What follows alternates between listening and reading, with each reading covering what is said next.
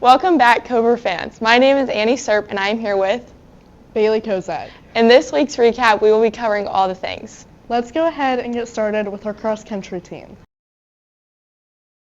Last week, Industrial ran at St. Joseph Cross Country Invitational Meet on Saturday. The cross-country varsity girl SPNI top performer is Abigail Phillips, who placed 23rd out of 78 people with a time of 15 minutes and 12 seconds. And for the varsity boys, the SPNI top performer is Braden Warren, who placed 55th out of 96 runners with a time of 21 minutes and 21 seconds. Varsity girls placed 9th as a team, and some main contributors were Abigail Phillips, who placed 23rd, and Kylie Benavides, who placed 38th. Varsity boys placed 9th. Some main contributors were Cristobal Gonzalez, who placed 15th, and Zachary Villarreal, who placed 27th. For the JV girls, Reagan Rivera was 21st, Serena Solis 35th, Sierra Haynes 41st, who also competed was Giselle Avalos, Sophie Mikulek, and Kylie Pollock. JV boys placed 2nd, led by Chris Hernandez 14th, Kylan Wilden 24th, Rogan Hernandez 27th, Kaylin Wilden 29th, Atlee Davis 32nd. This week, the Industrial Cobras will run in Moulton, Texas. Cross country had amazing competition this week. Next up is volleyball, where we expect to see similar success. Last week, volleyball played at Victoria East and Rockport. The SPNI top performer of the week is Carly Stonish. For the week, she led the team with 41 kills, a hitting percentage of .224, 3 aces, led in serve receive with a rating of 2.2, led with 56 digs, and had 1 block. Carly continues to show up in key moments and score big for us when we need him. She's doing a phenomenal job for her team. Varsity volleyball played at Rockport Fulton and lost a hard-fought 5-set match. Carly Stonish had 24 kills and 26 digs. Ava Collins had 19 assists. On Friday, the girls played at Victoria East and won 3-1. Kayla Hunch had 15 kills, Carly Stonish had 30 digs, and Ava Collins had 25 assists.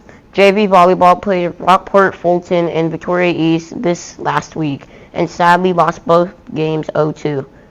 Freshman volleyball team continued their winning ways on Tuesday, defeating Rockport Fulton in a clean 2-0 sweep that showcased their skill and teamwork.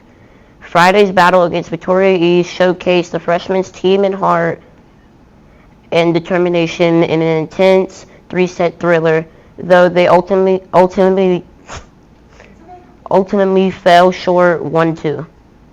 Volleyball defeated Tidehaven in a clean program sweep Tuesday, and we will have more on that next week. They play Edna at home on Friday, and we hope to see you there. Wrapping up with volleyball, let's check on our football team. The boys went to Yoakum to play the Bulldogs last week. The SPNI top performer of this week is Mason Hunt. He recorded 12 tackles and an interception, as well as 4 points, 176 yards, and a long of 72. Looking to bounce back from the Week 1 loss, the Cobras would make things tough on themselves as the offense fumbles on the opening drive, giving the Bulldogs great field position. Yoakum converted on 4th down to make it a 7-0 game. On the Cobras' second drive, they strategically moved the ball down the field using legs of Ryan Riddle, Kurtz, and Dornack. Easton LaRue tailed the first score of the year as the O-line made way for a walk-in touchdown to make it a 7-7 ball game. On the next drive, big plays continued to be a struggle as the defense gave up a one-play drive, 75-yard run by the Bulldogs. Trailing by 14-7, the Cobra offense went 3-and-out on the next series, and Yoakum would extend their lead with a 25-yard QB run and a 14-yard by the running back, make it 28-7. The Cobras would respond on the next drive with Jaden Dornack, made a tough 22-yard run, setting up Ryan Riddle to run to the goal line, Easton LaRue would score his second touchdown of the night as the offense chose to go with its heavy set. On the next Bulldog drive, the Cobras made improvements, minimizing big plays and holding the Bulldogs to a field goal. The Bulldogs received the opening kickoff in the second half and would piece together a 12-play drive. On the next drive, Mason Hunt would come up big with an interception, but the Cobras offense stalled on the goal line. Big plays continued to hurt the Cobras as Yoakum scored from 48 yards out. The Cobra defense kept them out of the rest of the game, and the offense tacked on 2 scores, with Cooper Francis hitting Josiah Lopez for a 62-yard touchdown, and on the next drive hitting Easton LaRue for a 67-yard touchdown. While showing major improvements from Week 1, the Cobras fell to the Bulldogs 45-27. So hopefully this season we continue to see improvement. This week, JV Cobras played against Yoakum Bulldogs, beating them 41-22. The Cobra defense came out strong, shutting down the Bulldogs' first possession and pushing them behind the line of scrimmage. The Bulldogs answered right back, striking an 81-yard touchdown pass and adding the 2-point conversion to lead 8-6. During a crucial fourth down, Tyler Barnett connected with Ashton Mendoza for a 23-yard touchdown pass. The Cobras would continue their scoring ways when Ashton Mendoza returned the opening kickoff of the second half for an 80-yard touchdown. A few drives later, Barnett found Cohen Love downfield for a massive 60-yard touchdown pass. Barnett then connected with Cannon Taylor for a successful 2-point conversion. A few drives later, Troy Bracknell stripped the ball away from the Bulldogs, and Gavin Stewart was there to recover it. Stewart finished the job by scoring a 3-yard run, ending the game 41-22.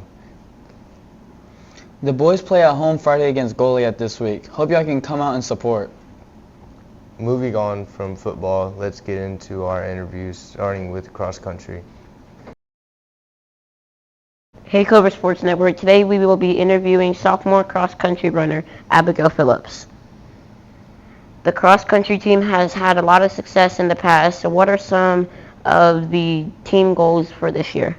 Some of the team goals are definitely to make it to regionals again this year, because we've done it for, I think Coach Elkins said 16 or 17 years in a row, and I would hate to be the team that breaks his streak. Okay. How do you motivate yourself to keep running even when it gets difficult?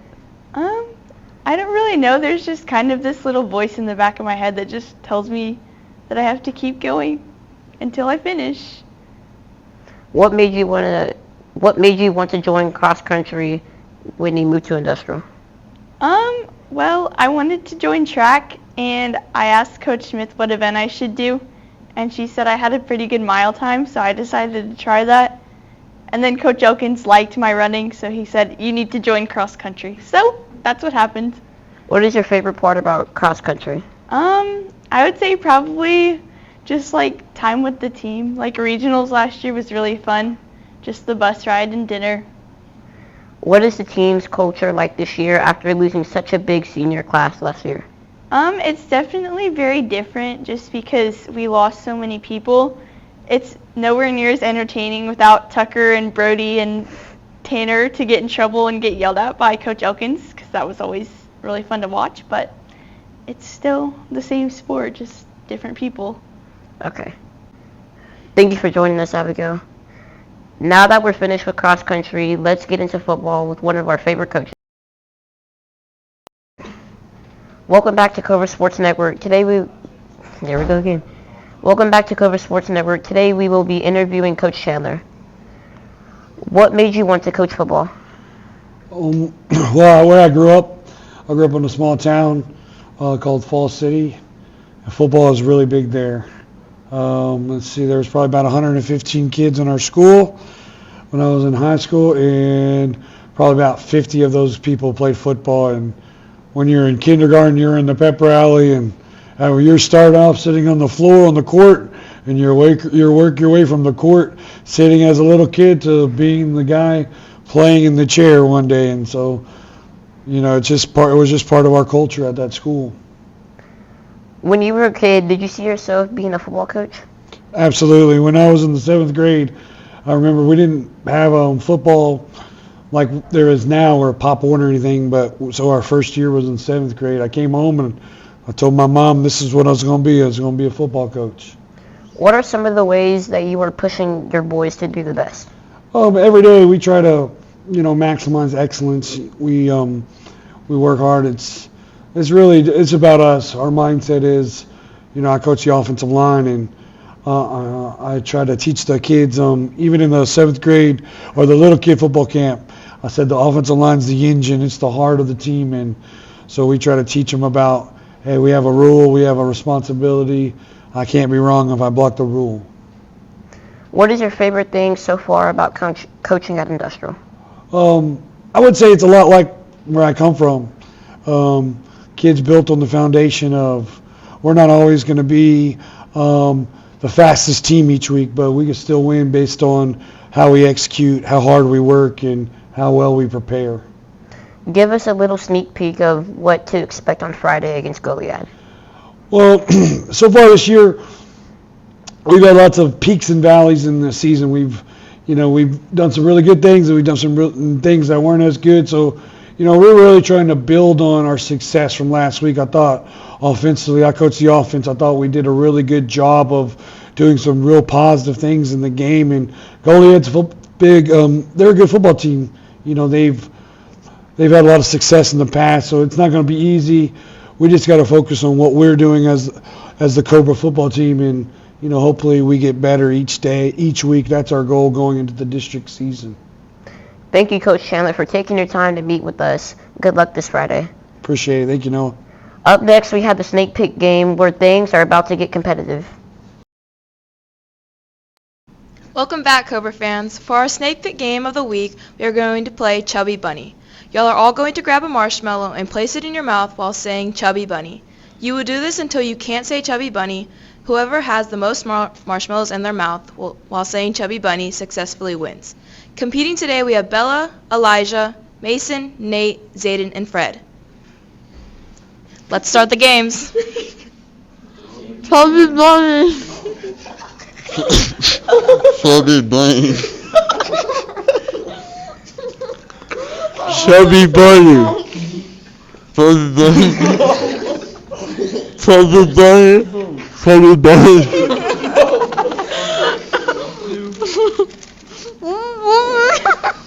I don't know if it fit.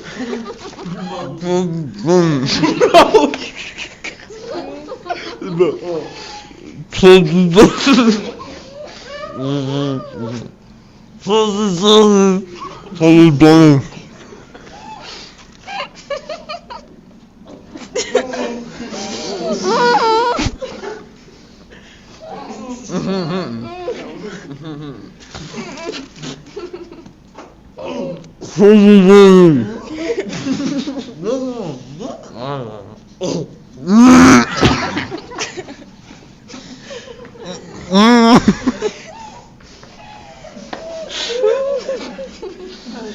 That's it, they got 3. 3?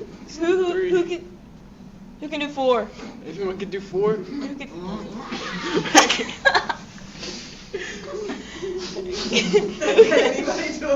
anybody do 4? No. It's a tie for first place with the 3s. Can anybody do 3? Damn. It's a tie for the 3. Who has 3? I think it's If you have 3, step Bella. forward. We have 3, step forward. Bella, Mason, Elijah, and Fred. We have Bella, Mason, Elijah, and Freddie for our winners.